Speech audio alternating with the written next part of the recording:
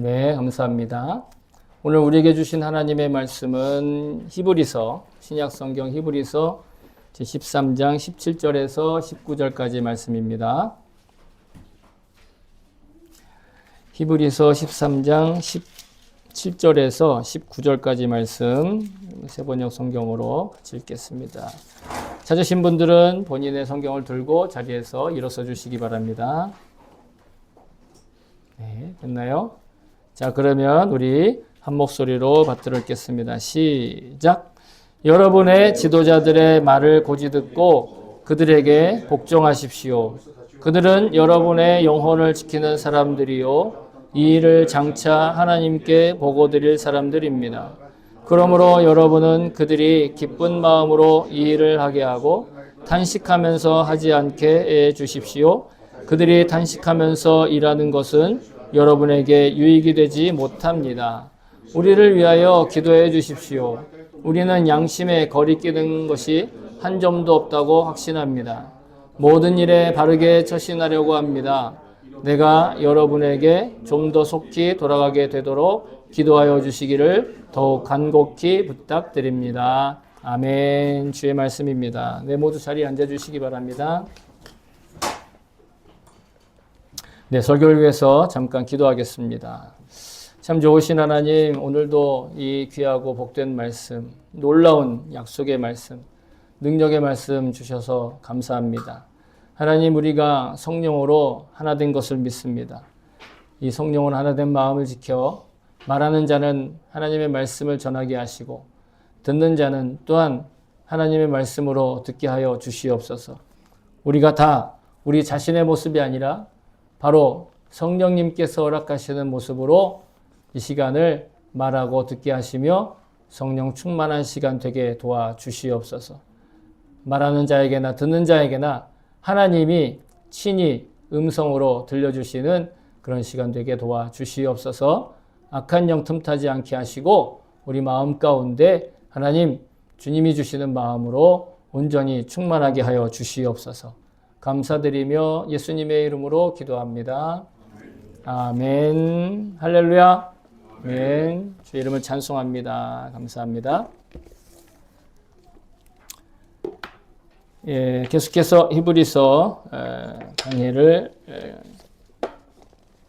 이어가도록 하겠습니다. 우리가 지난주에는 하나님께서 기뻐하시는 제사, 하나님이 기뻐하시는 예배는 삶으로 드리는 예배, 그래서 찬미와 감사로 드리는 예배임을 같이 고백을 했습니다. 그리고 그것을 섬기는 리더들의 사명에 대해서도 드렸죠. 우리가 살아있는 몸을 제사로 드리는 제사, 곧 삶의 예배란 이제는 더 이상 동물의 피를 뿌리거나 그 몸에 제물을 태우는 제사가 아닌 아까 말씀드린 찬미와 감사의 고백이 그 예배가 되는 것입니다. 그래서 이제는 우리가 오늘처럼 한 주간의 첫날을 구별해서 서로 약속한 장소에서 예배를 드리며 구별하여 예배를 드리며 우리의 믿음과 또 감사와 찬양으로 주님께 올려드리는 것입니다. 우리가 우리의 일상생활 가운데 주님이 동행하시는, 그래서 하나님이 기뻐하시는 존재로의 그 가치, 자신의 값어치를 온전히 잘 지켜나갈 수 있기를 소망하며 축복합니다. 다음에 데스까? 네, 이치방. 아소코가 다음에 저도 갖고 계시마스.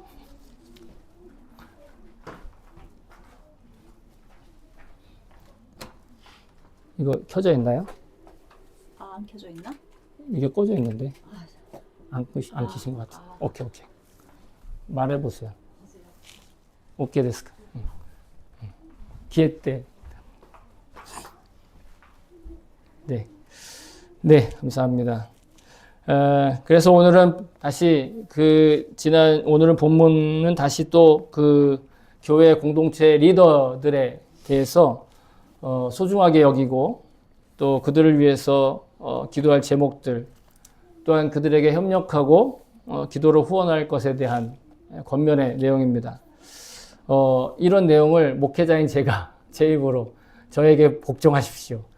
예? 안 그러면 여러분한테 득이 없습니다. 이렇게 얘기하는 건 굉장히 참 오해가 생길 수 있는 그런 부분이기도 하고 또 저 스스로에게도 굉장히 어떻게 보면 민망스러운 그런 내용이기도 하죠.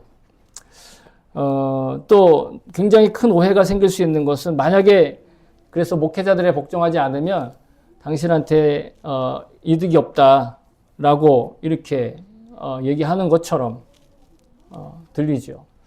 그래서 1차적으로는 목사들에게 하는 이야기이긴 하지만 2차적으로 보면 즉 이 내용을 속에 있는 내용적으로 보면 사도의 가르침과 그 전통에 복종하라 이런 뜻으로 해석을 해서 이야기를 할 수도 있습니다.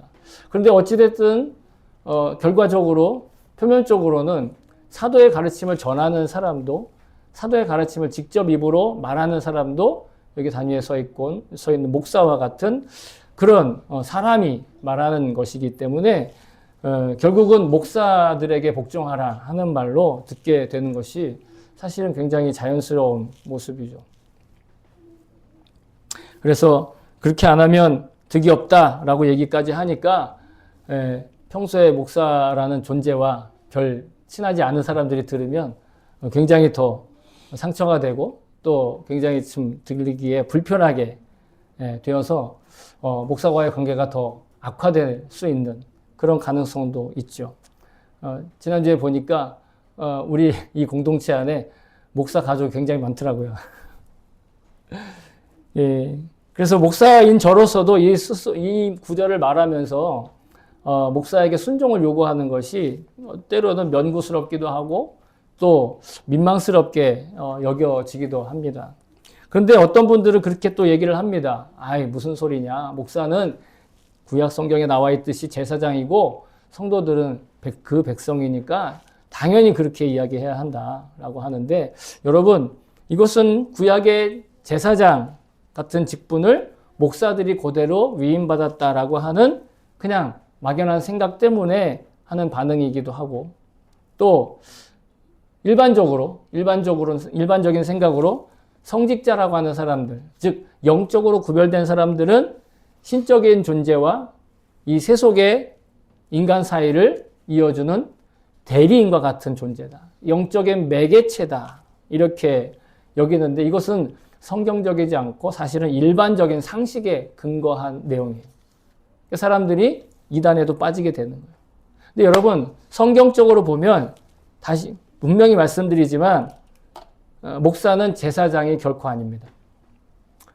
육신적인 제사장은 그리고 그 직분은 여러분 이제 아주 진즉에 이스라엘이라고 하는 나라가 지금의 현대 이스라엘 말고 그 고대 이스라엘 나라가 로마 제국에게 멸망당함으로 그 제도는 완전히 사라져 버렸습니다. 역사 속으로. 그리고 그들의 후손도 더 이상 제사장 직분을 세습하지도 않고 그 활동을 하지도 않아요. 지금 이스라엘에 가도 그런 일을 하지도 않아요. 대신 성경은 제사장 직분에 대해서 예수 그리스도의 보혈로 구원받은 이들이 새롭게 그 권세를 부여받았다고 하는 약속을 기록하고 있어요. 그러니까 어떤 특정한 부류의 사람이 제사장이 아니라 예수 그리스도의 보혈로 구원받은 사람은 다 제사장과 같은 권세를 하나님이 주셨다라는 거예요. 이거는 상식적인 이야기가 아니라 바로 성경에 근거가 있습니다. 베드로가 우리에게 이렇게 말합니다. 같이 읽어볼까요? 시작. 그러나 너희는 택하신 족속이요 왕 같은 제사장들이요 거룩한 나라요 그의 소유가 된 백성이니 이는 너희를 어두운 데서 불러내어 그의 기이한 빛에 들어가게 하심이에 아름다운 덕을 선포하게 하려 하심이라. 아멘. 즉 복음을 믿는 복음의 빛 가운데 있는 예수 그리스도의 보혈로 내가 구원받았다고 믿는 사람들은 다 누구냐? 왕과 같은 사람들이고 제사장과 같은 사람들이라는. 이거 제자훈련할 때 어떤 제자훈련이든 제자훈련할 때 꼭 암송하는 필수 암송 구절이기도 합니다. 우리의 정체성이 뭐다? 왕과 같은 제사장이다. 하나님의 백성들이 다 왕과 같은 제사장이라고 하는데 왕과 제사장의 특징이 뭐냐면 기름 부음 받은 사람을 뜻합니다.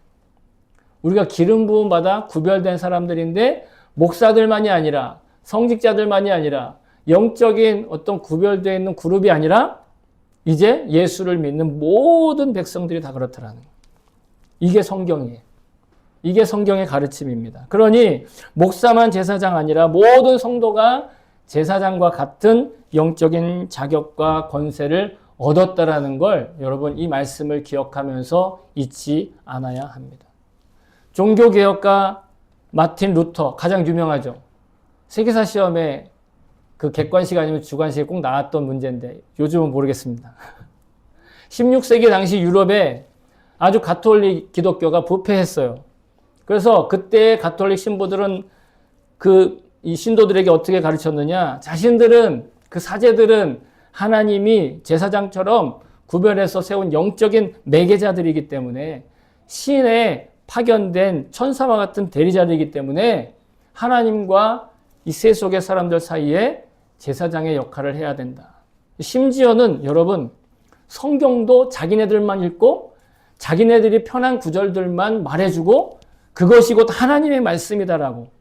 그래서 그들이 말하는 것에 절대 복종하도록 그것이 곧 하나님께 순종하는 것이라고 이렇게 거짓말로 가르쳤다라는 거예요. 그래서 마틴 루터는 성경을 읽으면 읽을수록 이것은 거짓말이다라는 걸 알고 오직 성경, 오직 은혜, 오직 믿음으로 라는 슬로건을 가지고 종교개혁을 끝까지 이어나갔다는 것이죠. 그게 바로 종교개혁 운동의 거의 상징적인 활동으로 시작이 되었던 거예요. 물론 마틴 루터만 종교개혁을 한 건 아니고 그 즈음에 많은 사람들이 그 영향을 받아서 개신교 전통이 다시 시작되는 것이죠. 따라서 예수 그리스도의 십자가 이후로는 여러분 하늘과 땅을 이어가는 중보자의 역할, 중재자의 역할을 하는 존재는 인간이 아니라 인간 그룹에서 나오는 게 아니라 오직 예수님만이 그 역할을 하시게 되었던 것입니다. 그래서 목사나 혹은 다른 종교의 뭐 정직자나 아니면 교역자나 교직자나 종교의 지도자들이 하나님을 대신해서 성도들을 거룩하게 해줄 수 있거나 정결하게 해줄 수 있거나 뭐 대신 용서를 빌어줄 수 있거나 하나님의 대리자로서 서거나 혹은 신적인 존재로 탈세속적인 자기가 무슨 독생녀라고요? 진짜 할 말 많지만 하지 않겠습니다. 그런 탈세속적인 신성한 존재가 이제는 없어요. 오직 예수님만이에요. 그래서 사도 바울도 성경에 딱 이렇게 명확하게 규정해 놓고 있어요. 같이 읽어봅시다. 시작. 하나님은 한 분이시요 또 하나님과 사람 사이에 중보자도 한 분이시니 곧 사람이신 예수라. 그리스도 예수라. 아멘. 물론 예수님이 사람이세요. 그러나 예수님이 오로지 유일한 중보자이며 중개자라는 거예요. 우리와 하나님 사이의 중보자. 이른바 영적인 매개자. 영매라고도 부르는데 오직 예수님 한 분만이 그 역할을 하시는 거예요. 그리고 그분이 성령을 보내셔서 우리는 각자가 받은 성령을 통해 하나님과 소통할 수 있는 거예요. 어떻게? 하나님의 말씀을 읽음으로. 하나님께 직접 기도함으로. 하나님께 직접 회개함으로. 누구를 통해서 용서를 받는 게 아니에요. 어디에 들어가가지고 죄를 막 고백하고 이렇게 하세요. 그러면 죄가 용서됩니다. 이게 아니라는 거예요, 이제. 그럴 필요가 없어졌어요. 그러니까 개신교회는 뭐가 없어요? 고백소가 없어요. 고백하는 장소가 왜 나와서 기도하면 돼요. 아니면 자기 삶의 자리에서 회개하면 돼요. 예수님은 우리에게 말씀하셨어요. 성도들은 이제 서로가 형제 자매이기 때문에 누군가 어떤 한 사람이 아니면 어떤 그룹이 일방적으로 많은 다수를 가르치는 선생이나 지도자가 되려고 애쓰지 말라, 자처하지 말라라고 말씀하십니다. 같이 읽어봅시다. 마태복음 시작. 그러나 너희는 랍비라 칭함을 받지 말라. 너희 선생은 하나요. 너희는 다 형제니라. 또한 지도자라 칭함을 받지 말라. 너희의 지도자는 한 분이시니 곧 그리스도시니라. 아멘. 일본어 성경을 보면 랍비는 선생으로 나와 있고 선생은 시로 되어 있어요. 그리고 교사가 되지 말라. 지도자를 교사로서 표현하고 있죠. 그러면 여러분 여기까지만 들으면 오늘 본문하고 지난주에 들었던 지도자라는 그 말씀하고 충돌하는 것처럼 느껴져요. 모순된 것처럼 느껴져요. 분명히 예수님은 되지 말라 했는데 그 후에 성경들은 지도자가 나오고 목사가 나오고 리더가 나온단 말이에요. 그래서 예수님은 이미 우리에게 이렇게 말씀하셨어요. 마태복음 20장 같이 읽어볼까요? 시작. 너희 중에 누구든지 크고자 하는 자는 너희를 섬기는 자가 되고. 아멘. 무슨 뜻이냐? 지도자라고 불릴 수 있어요. 선생이라고 불릴 수 있고 그 역할을 할 수 있습니다. 다만 그 지위에서 사람들을 좌지우지하고 사람들을 컨트롤하고 자기의 것으로 휘두르는 자가 아니라 어떤 사람? 섬기는 사람이 되는 거예요. 지도자가 될수록 더 많이 섬기는 자가 된다는 거죠. 그러므로 오늘 본문이 성도들에게 그리고 지난주에 말씀을 나눴던 지도자에 관해서 성경이 이야기하는 건 그들에게 복종하라고 권면할 수 있는 건 첫 번째로 전제가 있어요. 그것은 교회 지도자들이나 목사들은 성도를 섬기는 자세로 사역을 감당해야 한다는 거예요. 그들을 내가 이끌고 나의 뜻을 관철하기 위해 혹은 내가 꿈꾸는 비전을 향해서 앞으로 나아가기 위해 그 그룹을 이용하는 것이 아니라 회사가 아니라 그들을 섬기는 자세로 사역을 해야 한다. 오늘 성경에도 나왔듯이 그들을 위해서 어떻게 영혼을 지키는 그 일을 사역을 위해서. 그러면 두 번째로 그러한 섬기는 지도자들을 향해서 성도들은 순종해야 한다는 거예요. 성도를 섬기는 자들을 위해서 순종해야 한다는 거예요. 그러니 성도들이 순종해야 되는 대상은 1차적으로는 목사라는 직분을 가진 사람인 것처럼 보이지만 실은 그를 통해 전달되는 복음과 사도의 가르침에 온전히 순종하는 마음과 태도를 가져야 된다. 여러분 예배 안 나오는 것으로 목사한테 미안해하는 게 아니라 하나님 앞에 자신이 송구스러워해야 한다는 거예요. 자기가 그리스도인으로 살지 못하는 것에 대해서 목사에게 미안합니다라고 얘기할 것이 아니라 하나님 앞에 자신을 있는 그대로 내어놓아야 한다는 것이에요. 다만 목사는 그리고 지도자들은 그것에 대해서 진솔하고 신실하게 정보를 전달하고 말씀을 전하고 가르치는 일에 섬기는 것이죠. 그들의 삶을 좌우하기 위한 것이 아니라. 여러분 리더십에 관련되어 있는 책들을 보면 아마 이런 그림 많이 보셨을 거예요. 위에 보면 보스고 밑에는 리더라고 써 있죠. 그러니까 보스들은 짐 위에 앉아가지고 그 팔로워들이 끌고 가는 짐 위에 앉아가지고 이래라 저래라 지시하는 사람이고 리더는 어떤 사람이다? 같이 그 짐을 끌고 가는 사람이다. 아마 여러분 많이 들어보셨을 텐데 여러분 영적인 리더는 영적인 리더는 실은 이러한 상황 가운데 억지로 끌고 가는 사람이 아니라 실은 끌고 가든 밀고 가든 아니면 옆에서 독려하든 가장 힘든 곳에서 서 있는 사람이 그들을 섬기는 사람인 거예요. 단지 리더로서 앞으로 가야 한다. 단지 리더로서 뒤에서 밀어야 한다. 단지 리더로서 위에서 지시해야 한다. 그 자리가 어떤 자리든 만약에 그 자리가 편한 자리가 아니면 그는 진짜 리더가 되는 거예요. 앞에서 끌든 앞에서 끄는 것이 힘들 때 앞에서 끌어야 하고 뒤에서 미는 것이 힘들 땐 뒤에서 밀어야 하는 게 진짜 리더라는 거죠. 그게 영적인 리더의 모습이다라는 거예요. 예수님이 말씀하신 섬기는 자로서의 리더, 섬기는 자로서의 목회자의 모습은 바로 그러한 모습입니다.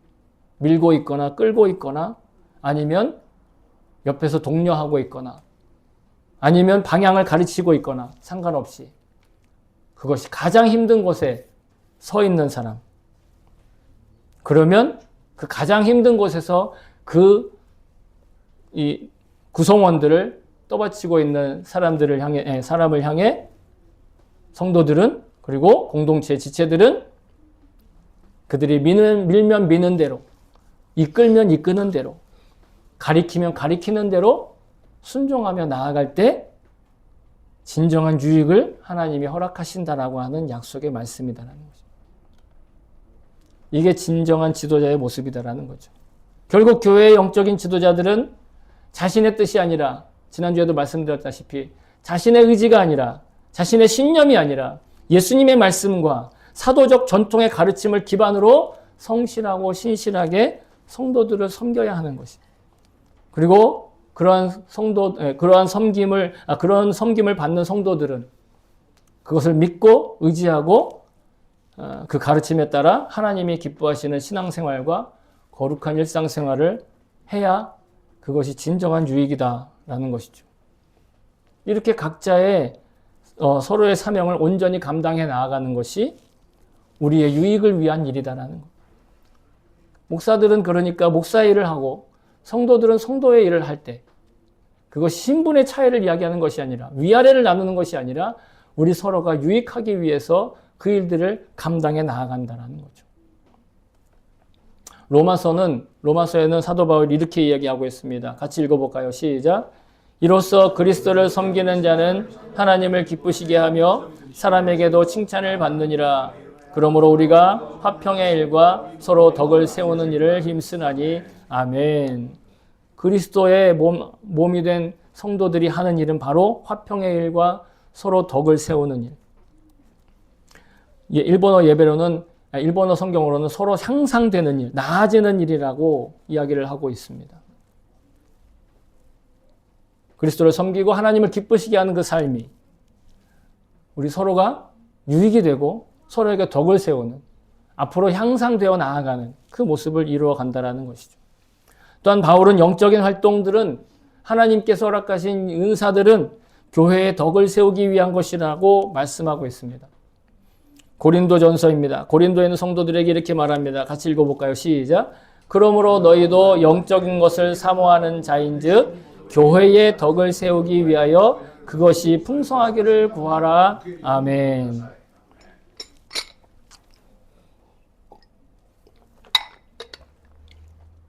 죄송합니다. 여기서 덕을 세운다라는 것, 서로에게 유익한다는 뜻으로 읽을 수 있는데 많은 경우에, 아니 어떤 경우에 성령의 은사를 받았다, 성령의 능력을 받았다 하면서 자신의 처지나 자신의 신분이나 존재감을 드러내고자 하는 사람들이 꽤 있어요. 우리 주변에 많이 볼 수 있습니다.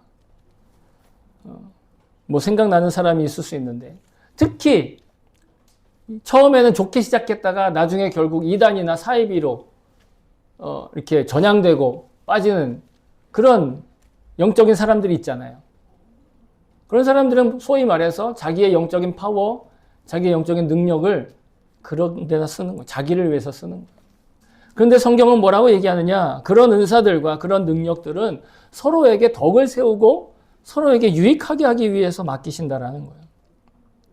바울은 또 이렇게 얘기하고 있습니다. 고린도전서에 시작. 각 사람에게 성령을 나타내심은 유익하게 하려 하심이라. 서로에게 유익하고 교회의 덕을 세우고 교회를 교회답게 하는데 그 은사가 쓰여진다라는 거예요. 그 재능들도 쓰여진다라는 거예요. 자기에게 주신 것들, 자기가 정말로 유익하다고 자기에게 정말 능력이 된다고 생각하는 것들, 실력이 된다고 생각하는 것조차도 실은 하나님께서 교회를 세우고 덕을 세우고 서로를 유익하게 하기 위해서 맡기신다라는 겁니다. 세상 사람들은 혹은 일부의 사람들은 그것이 자기의 욕심을 채우고 자기의 유익을 위해서 자기 것을 채우기 위해서 대부분 활용하는 것을 너무 당연하게 생각하죠.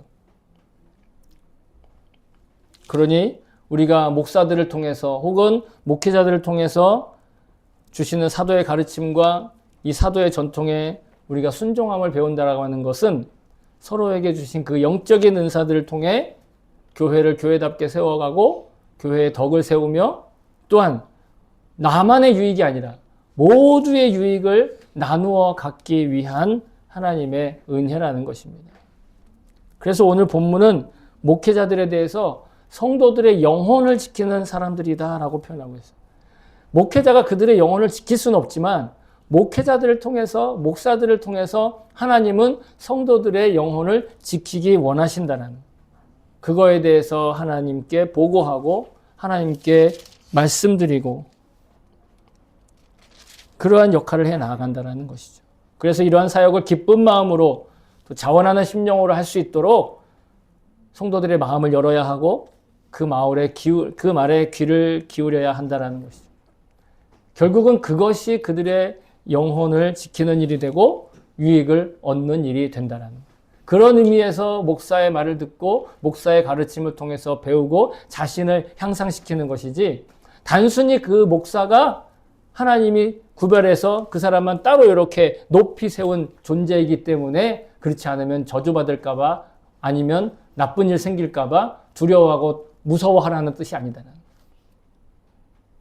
그런 의미에서 목사와 성도들은 동등한 입장에서 같은 왕과 같은 제사장의 입장에서 다만 역할이 다를 뿐이다라는 거예요.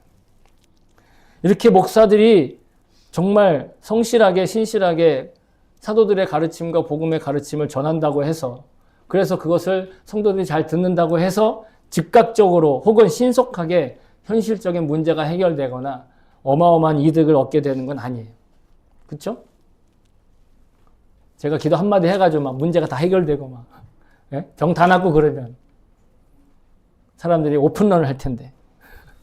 농담입니다. 웃자고 한 소리예요. 하지만 우리 각자의 영혼을 지키고 하나님께서 기뻐하시는 그 일상을 사는데 우리에게 가장 현실적이고 매우 적절한 생활 방식은 바로 목사와 좋은 관계를 가지고 목사의 가르침에 잘 순종하는 것이에요. 그런데 이러한 목사인 저도 마찬가지로 저의 스승과 저를 목회하는 목회자들을 따로 구별해 놓고 있어요. 제 일상의 거룩함을 위해 리더의 역할을 하시는 분들과의 관계를 맺고 있어요. 아주 가깝게는 제가 그전에 활동했던 중앙영광교회를 중심으로 한 형제교회 목사님들도 계시고, 한국의 교회 중에 또 영향력 있고 그리고 신실한 멘토와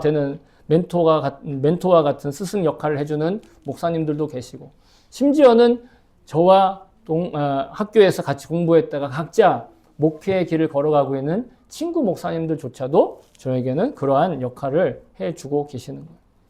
그리고 여러분들은 자신이 속해 있는 이 교회의 목사인 저를 위해서, 그리고 여러분들의 본교회의 목사님들을 위해서 또한 기도해야 합니다. 그것이 자신의 영혼을 지키고 하나님 나라를 견고하게 세워나가는데 아주 적절하고 합당하게 하나님이 허락하신 방법이기 때문에 그래요.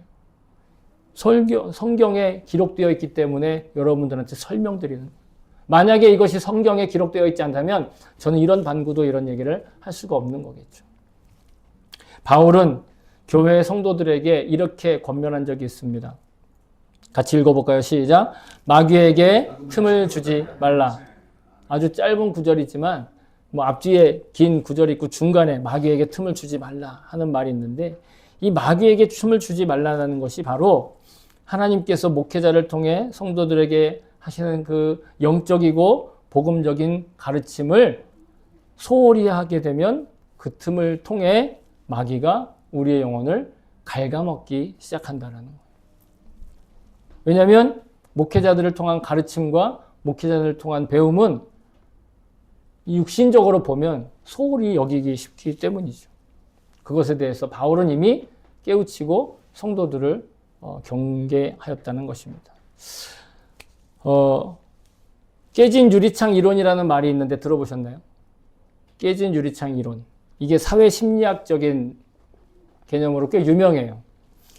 미국의 이 범죄학자인 제임스 윌슨과 조지 켈링이라는 사람이 이미 발표한 내용인데, 깨진 유리창 하나를 방치해 놓으면 그 지점을 중심으로 범죄가 확산되기 시작한다는 거예요.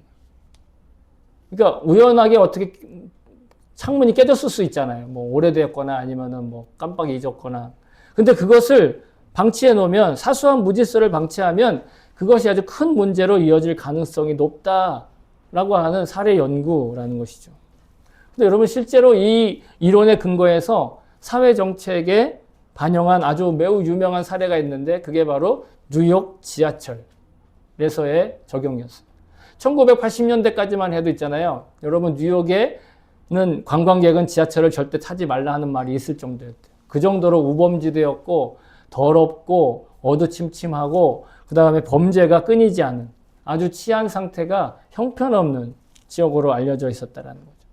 그러나 그때 당시에 뉴욕 시장 이름은 잊어버렸지만 그 사람이 깨진 유리창의 영향이 발생하지 않도록 하기 위해 첫 번째 뉴욕 지하철에서 한 일이 낙서를 지우는 일이었어요.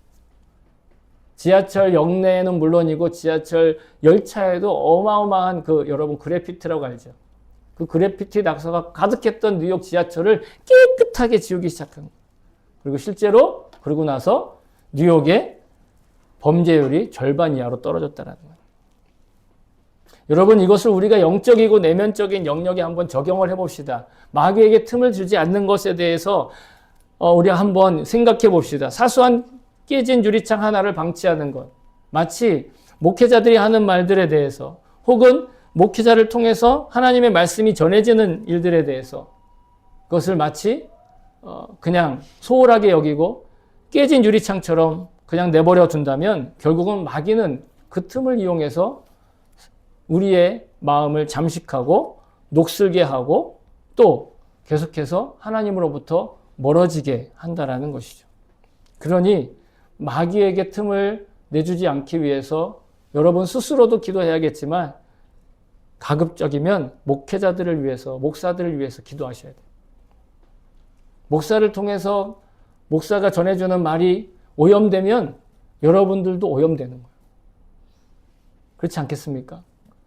제가 얼마나 능력 있고 얼마나 대단한 사람이라고 저를 위해서 기도하지 않아가지고 제가 소금이라도 오염되면 여러분들한테 그 틈으로 그 나쁜 영향력이 갈 수밖에 없다라는 것이.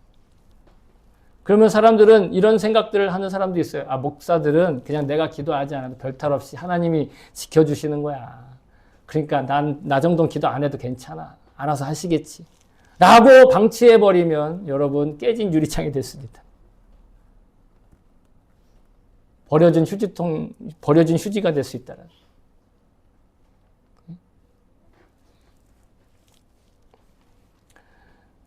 그러므로 여러분이 저에게 기도를 부탁하러 오실 때도 있겠고 저에게 대해서 바라는 것이 있을 수도 있겠지만 우리 목사를 위해서 가정을 위해서 기도해 주셔야 됩니다.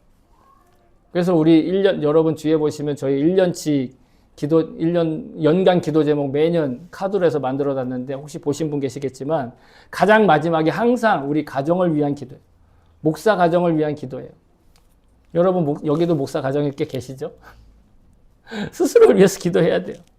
기쁨으로 이 사명을 감당할 수 있도록. 성도들의 일상을 늘 축복하는 그 기도를 멈추지 않도록. 그리고 목사 안수를 받을 때 그 선배 목사님들로부터 부어주신 초심을 잃지 않도록. 그리고 무엇보다 자신의 신념이나 자신의 계획이 아니라 사도의 가르침과 복음의 가르침에서 벗어나지 않도록 기도해 주시오. 늘 유혹의 상황에 있는 거예요. 그래서 인간적이고 세속적인 형통함에 갈급해하는 목사가 아니라 하나님 나라와 하나님의 뜻을 갈망하는 목사, 성령 충만한 목사가 되도록 여러분 저를 위해 기도해 주셔야 돼요. 제가 말은 이렇게 해도 실제로는 성령 충만하지 않고 하나님의 뜻보다는 세속의 형통함을 갈망하고 물질적인 윤택감을 갈망하고 있다 하면 여러분 오염되는 거예요. 이렇게 말씀드리는 건 저 스스로가 저의 입을 묶는 일이 되는 거예요. 물론 이렇게 묶고 나서도 어떤 사람들은 나중에 이렇게 뒤집히는 사람도 있긴 하던데 어쨌든 간에 여러분 그래서 목사를 위해서 기도해야 돼요. 그래야 저가 여러분들을 위해서 포기하지 않고 기도하고 기도를 쉬는 죄를 범치 않는 거예요. 여러분 저와 여러분은요 그리스도를 머리로 하는 한 몸으로 연결된 각 지체들이에요. 각 부분들이에요. 우리가 꼭 우리 교회 나는 이제 좀 있으면 한국 가고 나는 원래 본교회가 따로 있는데 라고 생각하셔도 결국은 그마저도 우리는 다 그리스도를 머리로 한 한 몸으로 연결된 지체인 거는 달라지지 않아요. 우리 교회만 그리스도의 몸이 아니라 이 세계의 모든 교회들이 다 그리스도의 한 몸으로 그리스도를 머리로 하는 한 몸으로 연결된 지체들인 거예요. 그런데 여러분 전에도 말씀드렸지만 이 지체 중 일부가 상하면 그 지체만 상하고 마는 문제가 아니라 그 몸이 상해 있는 거예요. 그 몸이 아픈 거예요. 이 땅의 목사들이 저를 포함한 모든 목회자들이 기쁨과 흔쾌함으로 성도들을 위해 섬기는 사명을 감당할 수 있어야 돼요. 근심하거나 여기에 나와 있는 거죠. 근심하거나 탄식하면서 일을 하면 그게 바로 오염되기 시작하는 거예요. 물론 그렇다고 항상 목사가 성도들은 힘들지만 목사는 편해야 돼 이런 생각 가지라는 건 아니에요. 그 뜻이 아니에요. 새겨들어야 돼요. 흔쾌함과 기쁨으로 그 고통도 감내할 수 있는 마음을 갖도록 기도해 주셔야 된다는 거예요. 서로가 서로를 위해서 잊지 말고 기도해야 해요. 목사가 일방적으로 성도들을 이끌거나 지배하거나 아니면 성도들이 일방적으로 목사를 자기의 뜻에 맞게 입맛에 맞게 그렇게 관리하고 또 길들이는 걸 하나님은 기뻐하지 않으세요. 덕을 세울 수가 없어요. 서로에게 유익이 되지 않는다는 거예요. 우리는 서로 덕을 세우고 영적인 유익을 얻기 위해 서로 존재하는 관계가 필요하다는 걸 저는 믿습니다. 우리 서로가 힘이 되고 버틸 수 있는 서로에게 존재의 의미가 되기를 바랍니다. 사랑하는 성도 여러분, 성경은 오로지 예수님만 바라보고 예수님과 동행할 걸 가르쳐주고 계셨습니다. 그런데 그 와중에 이 목사들의 사역과 사명에 대해서 성도들의 후원과 응원과 또 기도를 요청하고 있습니다. 왜? 목사도 성도와 마찬가지로 주님께서 기르시는 양의 일부이기 때문입니다. 우리는 누가 더 높거나 누가 더 낮은 자리에 있지 않습니다. 오히려 높은 자리에 있는 것처럼 보이는 일이 사실은 더 낮은 자리에 섬기는 역할을 하라고 주님은 맡기고 계시는 거죠. 리더는 지시하는 사람도 일방적으로 끌고 가는 사람도 아니라 가장 힘든 지점을 지키는 사람들입니다. 가장 힘든 지점을 지키는 영적인 자리를 기쁨과 흔쾌함으로 감당할 수 있도록 실제로 움직여주는 존재가 바로 성도들이고 그 순종인 것입니다. 이 순종이 성도의 삶을 유익함으로 풍성히 채우는 것을 오늘 성경은 가르쳐 주십니다. 저와 여러분이 서로에게 주어진 삶의 자리에 주님과 동행하며 서로에게 유익이 되고 또 덕을 세우고 교회를 세워나가는데 기도와 순종으로 살아갈 수 있기를 다시 한번 주님의 이름으로 축복합니다. 아멘.